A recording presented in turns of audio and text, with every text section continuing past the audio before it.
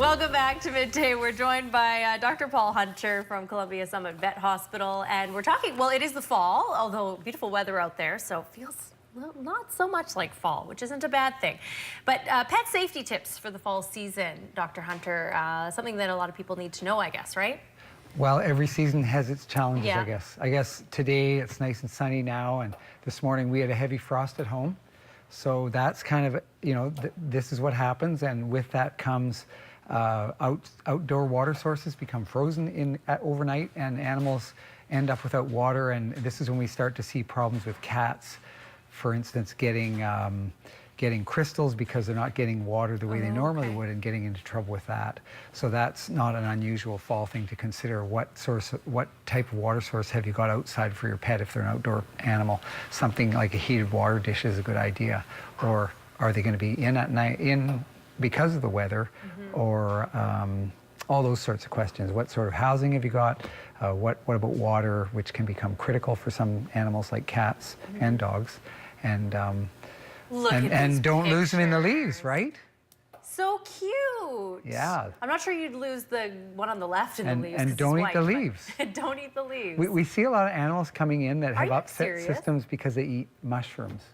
And there's more mushrooms at this time of year right now. Yeah, I've noticed that actually. And so in our lawns, we see these mushrooms, and they come in. Can that be toxic, or is it just the toxic mushrooms are gastrointestinal irritants, so they get upset tummies, they vomit, some of them get bloody diarrhea.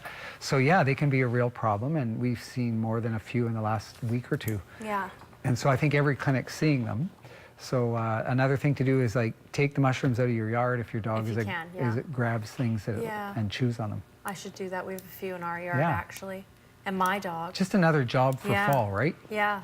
Well, and speaking of being out in the cold, as you know, we talked about my puppy went missing for 4 nights and 5 days a couple weeks ago.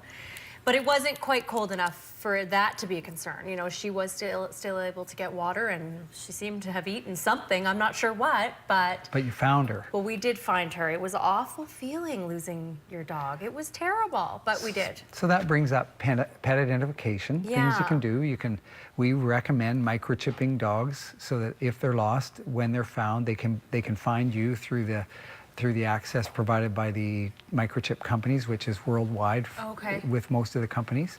And so also, a tattoo's not... And tattoos are good more locally. Oh, so that's a local, because that's what and it's worth doing, because animals tattooed are known to be owned because they have a tattoo, whereas a microchip, you can't see it, so you have to be checking for a microchip with a scanner, which is something that, veterinary clinics, animal shelters, and animal controls bylaws would do, and they might find you that way. So animals have been returned as far as across North America in some stories, but your pet, microchipping would be one way to do it. Yeah, and she went missing in a different city too. It wasn't here, so that would make sense. Yeah, and you're saying you hired a pet detective. We did, I know. Ace Ventura? That Ace Ventura? Yeah, we did. We had Ace Ventura. No, it was Al from Pet Searchers Canada. He's amazing. Yes, he tracked her, and no, it was great. The problem with her was she just wouldn't go to anybody when, like, she was spotted, or he was able to kind of find her, but then she's a bit of an anxious dog to begin with, so it was hard to kind of get her, to coax her to come to you. Even though she's got Beagle in her, we thought food for sure would get her to anybody's house. But yeah, so maybe we'll have to microchip her. She's not usually a wanderer, but it is something to keep in mind at this time of year, right? When the weather does get cooler, so. Yeah, and then other things, I don't know how much time we've got, but other things are Halloween's coming. This is our last chance before that, so prepping your animal for Halloween, make sure that they have a safe place away from the loud noises and things, because often animals run away when they get scared. Yep. You can use things... Don't want your animal to run away.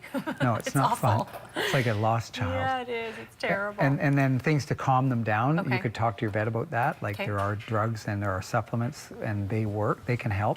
Something like Rescue Remedy, which is an over-the-counter thing in health food stores, can help a little bit.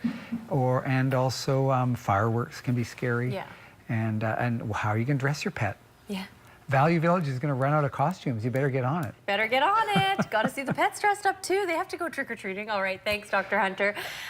Details of Dr. Hunter's clinic on the bottom of the screen there. We'll be right back. We're cooking in the kitchen with delectable edibles, so stay with us.